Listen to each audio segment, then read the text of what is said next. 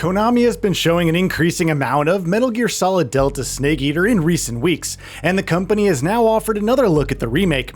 In a recently released production hotline video, the company showcased the upcoming remake again, revealing more details. Current development status and why there is no release date yet. Perhaps the most important question is regarding a release date for Metal Gear Solid Delta Snake Eater. Konami's Noriaki Okamura, lead series producer, confirmed that they're still not able to name a date just quite yet. "We're working very hard on the development, I promise," said Okamura, "but we're not just yet at the stage where we can say with confidence exactly when it will be out." However, he did confirm that the entire game is already playable from start to finish, so we know it's not going to be years and years. Nothing like that, I'm pretty sure. The development team is seemingly at the polishing stage, ensuring everything works properly. We're at the stage of check this part, fix that, looking over everything and taking care of any issues. And as developers, we want to take our time with that to make sure everything is done right.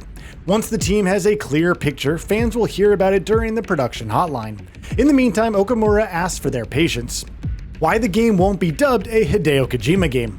Though the game is billed as pretty much a shot-for-shot remake of the original Metal Gear Solid 3, it's not going to be dubbed as a Hideo Kojima game like the original was, and Noriaki has explained why. Okamura touched on how it will handle credits by specifically listing the original game's development team as such. The development team had a lot of internal discussion about how exactly we should do the credits, but we settled on one thing right away. We weren't changing the names, so it was always going to be the original staff, not the current team, Okamura explained.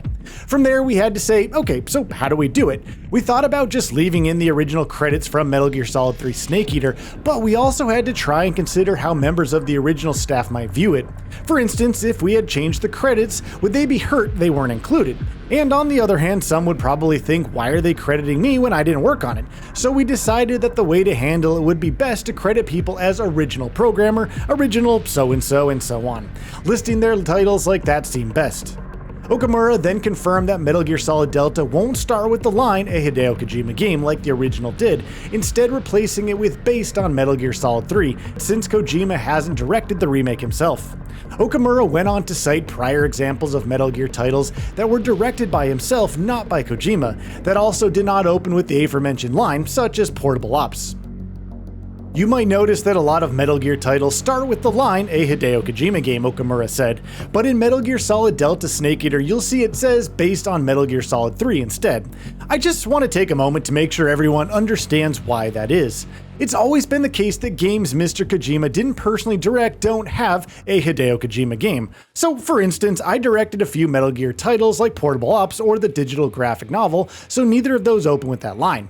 The same with Ghost Babel, which was handled by another producer, so for Metal Gear Solid Delta Snake Eater, we decided that it just made sense to follow that precedent. Why Delta is too faithful to the original.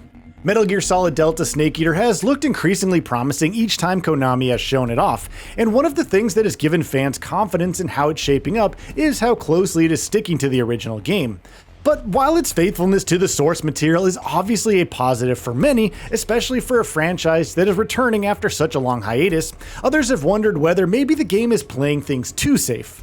For instance, it was recently confirmed that just like in the original, the upcoming remake will see all of its areas separated by loading screens, rather than the entire experience being seamless stitched together, surprising many.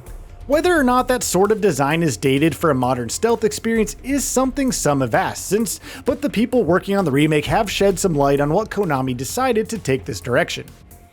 Noriaki Okamura spoke about Metal Gear Solid Delta receiving criticism from some for being too faithful, explaining that though there were intense internal discussions early on during the game's development about whether or not to keep the original's design completely unchanged, the team ultimately decided that it was important to stick to the original game's vision, so as not to change the gameplay experience too much. I would just mention a few things about this being too faithful, and the thought process behind that, he said. When people ask, couldn't they have improved on this, or wouldn't it have been better as a more modern stealth game with much more freedom to it? Now, I do understand where they're coming from, and in the early stages of development, that was actually our most hotly debated issue. But at the end of the day, well, we saw a discussion of how it feels outdated to go to an area, and nothing you do there affects other areas.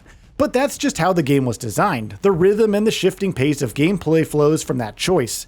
If we had done anything to change that overarching design, it would have changed the game entirely, and given what we were setting out to do, we questioned whether that really fit with the vision for this project. So we decided that we'd rather come down on the side of being too faithful and maintain the original design of Metal Gear Solid 3 Snake Eater instead of trying to rework everything.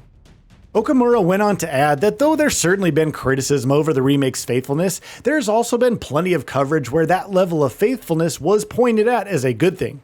So I think players might just need to see the game and try it for themselves to decide if this approach works, he said.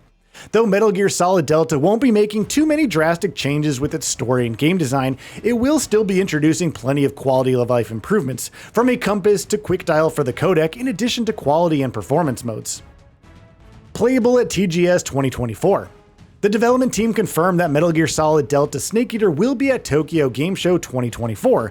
Best of all, the team is setting up demo stations for attendees to try out the remake. There will also be spots based on in-game scenery, providing chances for photo ops. Furthermore, Metal Gear Production Hotline has been confirmed for the event. It will take place on September 27th from 12 to 13 p.m. local time. Metal Gear Solid Collection Volume 2 confirmed. Okay, we are going slightly off the rails here, but a second collection of Metal Gear Solid ports is in the works, Konami has confirmed. Okamura elaborated further on why that decision hasn't been made, explaining that unlike the games included in Volume 1, other Metal Gear titles don't have existing HD ports that can be used for a new collection, while those that are already in HD are quite large in scale, which comes with its own challenges. We had HD ports of MGS 1, 2, and 3, or sorry, not really for one, but the other two, Okamura said. But most of the titles released after those don't have a pre-existing HD port we could use. Some are in HD, but those would all be really big titles, and that comes with its own set of issues. So with all those factors to consider with the lineup, anything along the lines of what's in it, or questions like how long will it be in development, when will it be out, it's going to be a little while until we can get a clear picture, but when we do, we'll let you know here.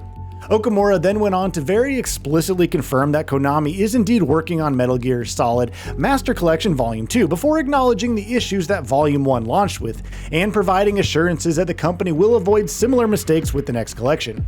Of course, we called the first one Volume 1, so we are making a Volume 2, that much is for sure, Okamura said. We're also worried about how Volume 1 had a pretty rough launch with all the issues, so we're going to do everything we can to not repeat that, but we just have to ask for everyone to give us time. The iconic opening moment.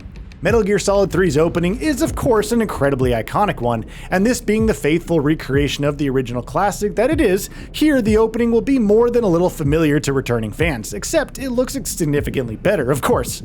We don't get to see how the actual Halo jump itself in the snippet that Konami has shown off, but we do get to see the opening couple of minutes, with Naked Snake in the plane gearing up for Virtuous Mission.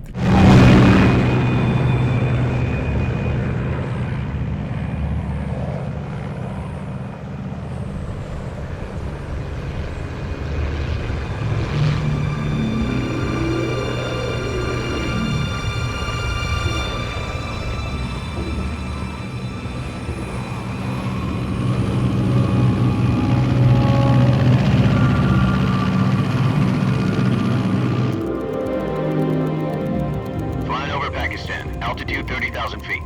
Approaching Soviet airspace. 20 minutes to drop off. Commencing internal depressurization. Equipment check. Arm main parachute. All right. You ready to go? Drop zone still showing a high pressure mass. Cav okay. Good. We've got high visibility.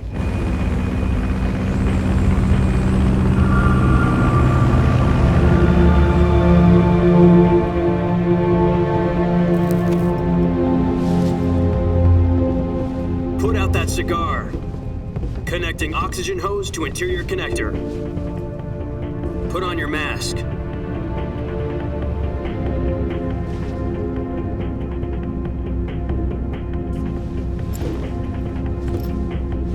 Does this panty waste know what he's doing?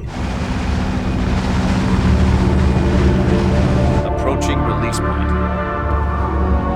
10 minutes to drop off. Hey, are you deaf? He said put out the cigar and put on your mask.